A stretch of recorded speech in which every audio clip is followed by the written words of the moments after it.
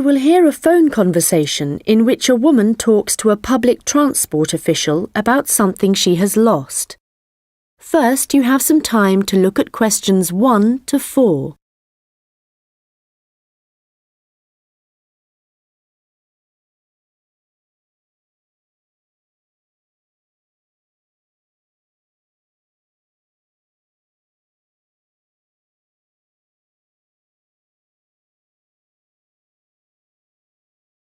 Hello, City Transport Lost Property.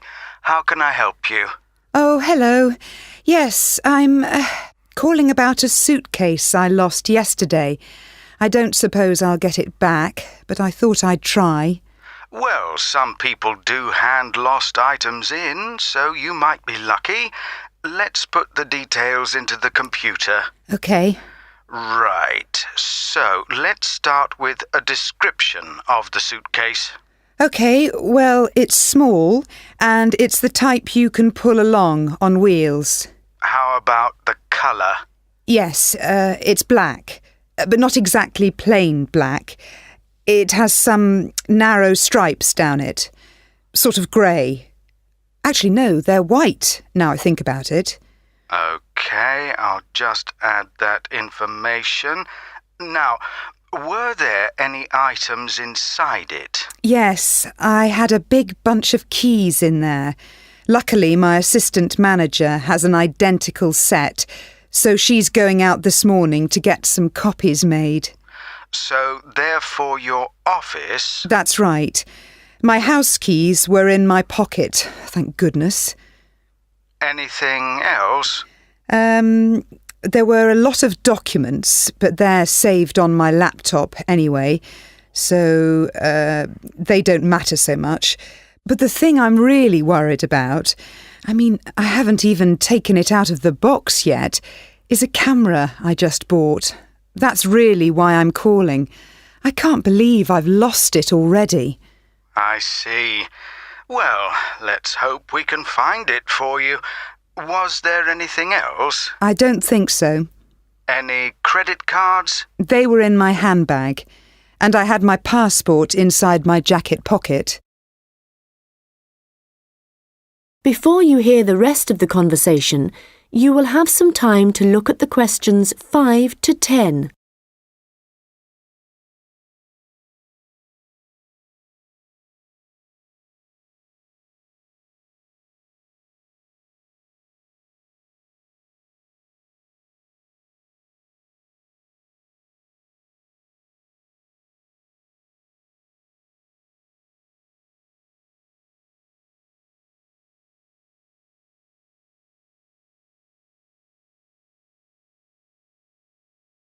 Now listen and answer questions 5 to 10.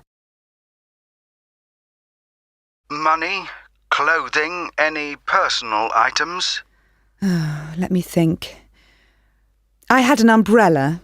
It was black. No, blue. But obviously that isn't as important as the other things. No, but it all helps us identify your property and get it back to you. Anyway, I just need to ask you for some basic details about your journey. So it was yesterday, was it? That's right. In the afternoon. Around 2 p.m, maybe 2:30. OK, so that'd be May the 13th. Yes. I was heading to Highbury. That's where I live. All right, and you mentioned a passport, I think. So you were coming from the airport, I presume? Yes, and I was looking forward to getting home so much, and what with being tired and everything, I think that's why I just forgot about the case. And how were you travelling when you lost your property? What kind of transport were you using? I thought about getting the train, but that would have meant a bus journey as well, and I couldn't be bothered. So I decided to take a taxi eventually. That's where I must have left it. Well, that's good news in a way.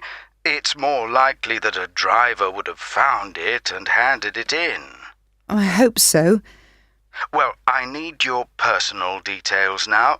Can I have your full name, please? Yes, it's Lisa Docherty. I'll spell that for you. It's Docherty. Thank you. And next, if I could have your address, the best address to send you the property if we manage to locate it. Sure, it's number 15A, River Road. And that's Highbury, as I said. Thank you. Just a moment. There's just one final thing. That's your phone number. I guess my mobile would be best. Hang on. I can never remember my own number. OK, I've got it. It's 07979 605 437. Very well. I think that's everything we need at this end. I'll have a look at the data on. That is the end of section 1. You now have half a minute to check your answers.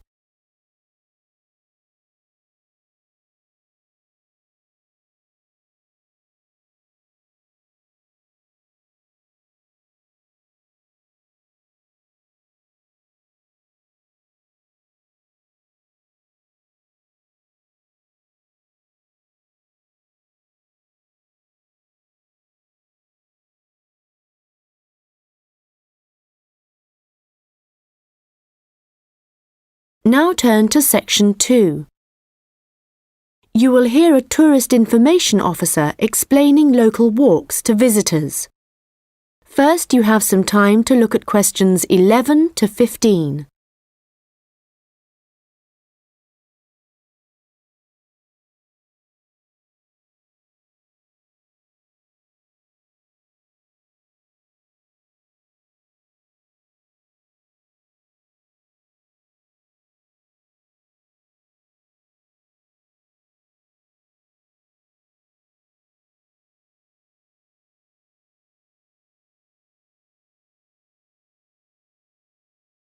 Welcome to everyone here. I hope you enjoy your stay in our village and enjoy the local scenery. I'll tell you a bit about the forest and mountain tracks in a minute, but first, I'll just give you an idea of where everything is in the village. So, we're here in the Tourist Information Center, and when you come out of the center, you're on Willow Lane, just opposite the pond. If you want to get to the supermarket for your supplies of food and water, go right. That's the quickest way, and then turn right at the top of Willow Lane. And it's the second building you come to, opposite the old railway station. If you're planning on doing some serious climbing and you need some equipment, we do have an excellent climbing supplies store just 5 minutes walk away. Turn left once you're outside the Tourist Information Center. Take Willow Lane all the way up to Pine Street. You want to go left along here. Then keep walking and go up Mountain Road on your right until you come to the next turning on the left. Head down there and you'll come to the climbing supplies store. If you get to the small building that sells ski passes, you'll know you've gone too far. You also need to head to Pine Street for the museum. It's small, but well worth a visit if you're interested in the history of the village and the old gold mining industry. So, when you reach Pine Street from here, you'll see the old railway line on the other side of the road. Turn left into Pine Street and keep going until you come to Mountain Road. And just past here, the museum will be on your left, just behind the railway line. Don't worry about crossing over the tracks. The train stopped running through here in 1985. If you're planning on following one of the easier forest walks, you might like to hire a bicycle. To get to the hire shop, again, you need to head to Pine Street. On the left-hand side of Pine Street, you'll see the town hall. Go down the little road that you come to just before it, and you'll find the bike hire shop just behind the hall. They have a good range of bikes, so I'm sure you'll find something that suits your needs. Last but not least, if you're hungry after a long day's trek, I can recommend our local cafe. Again, when you leave the Tourist Information Center, turn right and follow Willow Lane until it joins Pine Street. And right opposite, on the far side of the railway tracks, is the cafe. Before you hear the rest of the conversation, you will have some time to look at the questions 16 to 20.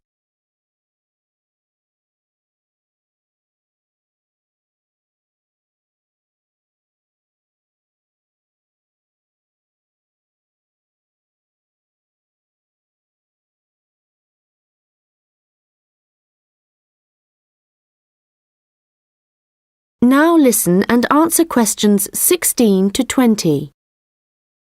Okay, let me tell you a little bit about the different tracks we have here. All of them start at the end of Mountain Road, and you'll find a parking lot there where you can leave your vehicles.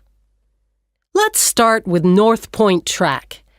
It's a gentle route through lowland forest, good for biking and probably the one for you if you have small children. There's a wooden hut where you can stay at the end of the track, but be aware that it's really just an overnight shelter, and you'll need to take your own sleeping bags and cooking equipment. Another option is the Silver River Track. As the name suggests, you'd be following the river for most of the way, and you get to see some of our beautiful native birds.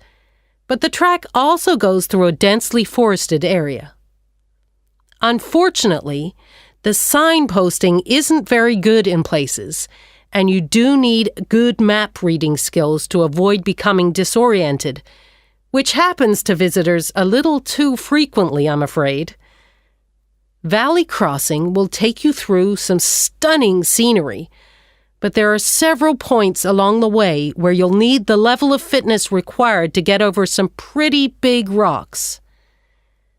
Stonebridge is one of the shorter tracks, but very steep as it takes you up to the waterfall, and you do need to be in good condition to manage it. Lastly, the Henderson Ridge track will take you all the way to the summit of the mountain.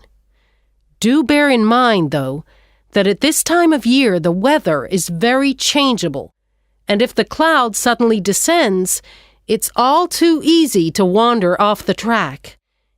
It's best to check with us for a weather report on the morning you think you want to go. On the way to the summit, there's a hotel which provides comfortable rooms and quality meals, so it's worth climbing all that. That is the end of section 2. You now have half a minute to check your answers.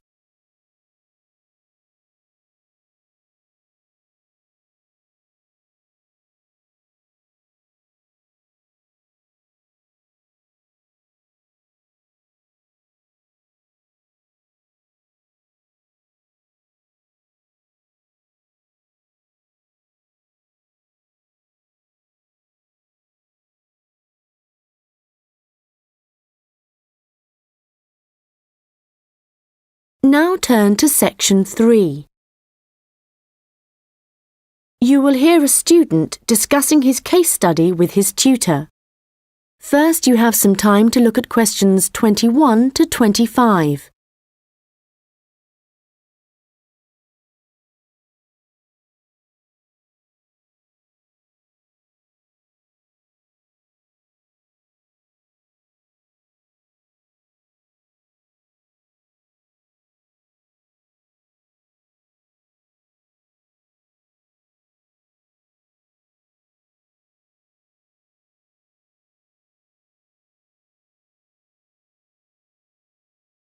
Well, James, I've had a look over your case study, and for a first draft, it looks promising. I have to be honest, when you told us we had to write about a furniture company, it didn't sound like the kind of thing that would interest me. But since then, I've changed my mind. Why's that? Well, as you know, Furniture Rossi is an Australian company, still comparatively small compared to some of the high street stores, but it's got plans to expand into foreign markets, so I chose it for that reason. It's going through a transition. It's a family-run business aiming to build a global brand. All right, and you've made that clear in your writing. One thing, though, that I think you've overlooked is why Luca Rossi started a furniture company here in Australia in the first place. Well, he'd just got an arts degree, hadn't he? And people were trying to talk him into an academic profession, but he wanted a practical job, something he thought would be more satisfying in the long run. His grandfather had been a craftsman. He'd made furniture in Italy, and he'd passed this skill on to Luca's father. And, well, Luca thought he'd like to continue the tradition. Yes, that was the motivation behind his decision. And what was it, do you think, that gave Furniture Rossi a competitive edge over other furniture companies? I wouldn't think it was price. It's always been at the higher end of the market. But according to my research, it was to do with the attitude of the employees. They were really focused on giving good customer service. Yes, Luca Rossi insisted on that. Their promotional campaigns also emphasised the fact that the wood only came from Australian forests. But that was the case with their rivals too, so it wouldn't have made them stand out. OK, we'll have a careful look at the content of your case study in a minute, but I just want to make a general comment first before you start writing your second draft. OK. Yes, what I'd like to see more of is your opinion. A bit more critical thinking rather than the bare facts. But it's good to see you've been careful with your referencing this time. Thanks.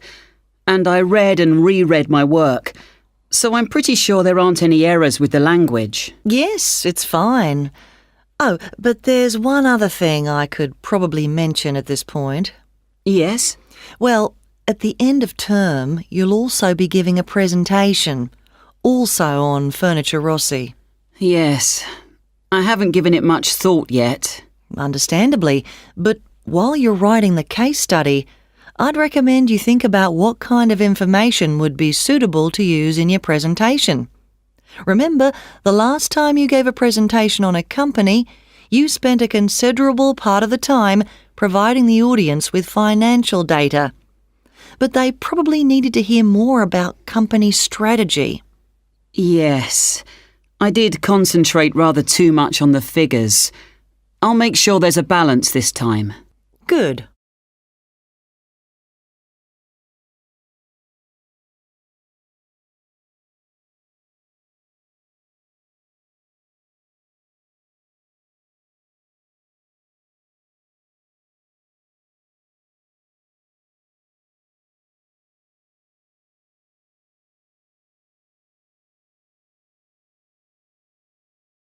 Now listen and answer questions 26 to 30.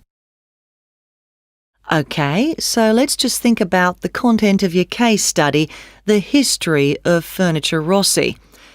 I see here in paragraph 4, you're talking about how Luca Rossi raised the capital for his new business venture. And then you're talking about the customer base growing much wider. But what was it that prompted this growth? Well, that was to do with the quality of the furniture products that the company was selling. People loved that it was all handmade and would last. And because demand from customers kept growing? Well, then Rossi needed to take on more craftsmen so they could make sure the orders were ready on time. And then he also had to set up 2 new warehouses to make distribution quicker. Yes, and from there, the company really grew. But think what happened next. They started looking at ways to increase their profits and called in a consultant. And what he saw immediately was that the infrastructure was completely outdated. They were paying 3 full-time admin staff just for data entry.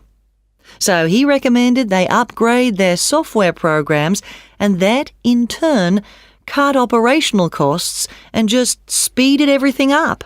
I'm surprised they didn't get onto that earlier, but I suppose Luca Rossi was more interested in the design aspect rather than the finance side of things. Yes, I imagine that's why he eventually turned the day-to-day running of the company over to his son. And in fact, it was the son, Marco, who persuaded his father to move on from traditional television advertising and go online instead.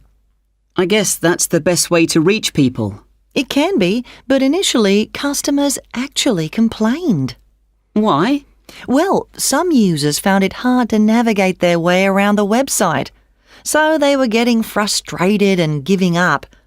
So then the company called in a professional to improve it. Oh, I see. He must have done a good job. They've had a continuous 3-year rise in revenue, so things must be going well. Indeed. And what of the future? Well, I probably need to talk about this a bit more in the concluding paragraphs, don't I? Consumers are already aware of the quality of the furniture, that's for sure. But I think the company is aiming to publicise their values. The fact that they have respect for beauty, durability and functionality and the environment. A lot of companies are already... That is the end of section 3. You now have half a minute to check your answers.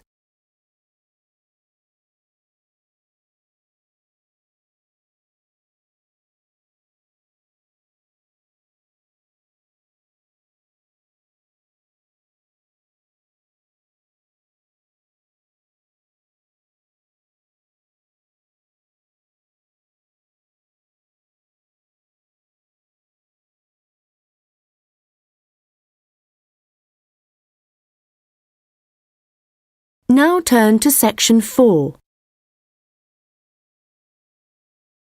You will hear a lecture about rock art. First, you have some time to look at questions 31 to 40.